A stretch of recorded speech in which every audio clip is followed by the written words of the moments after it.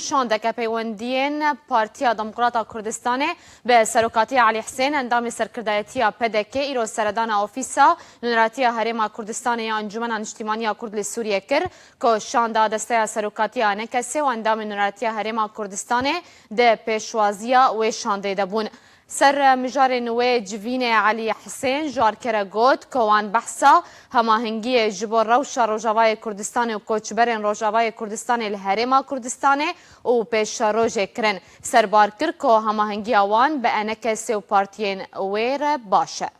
چاوی بە ئەنەکەسە و کۆمەڵک ئەحزابی کوردی لە ڕۆژاوە کەوت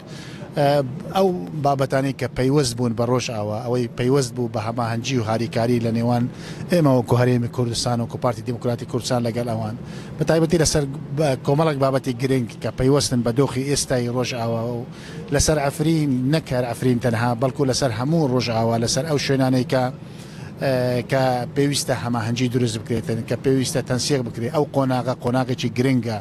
بۆ کورد لەوێ و لەسەر بابەتی ئاوارە ئەو خەڵکەی ئاوارەیە لێرە چۆن مامەلایان لەگەڵ بکەین تەنسیقی ئایندەمان چۆن بیتن لەسەر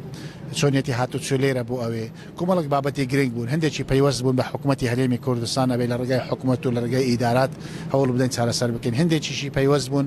بە هەماهەنگی لە نێوان ئێمە وەکو پارتی دیموکراتی کوردستانەوە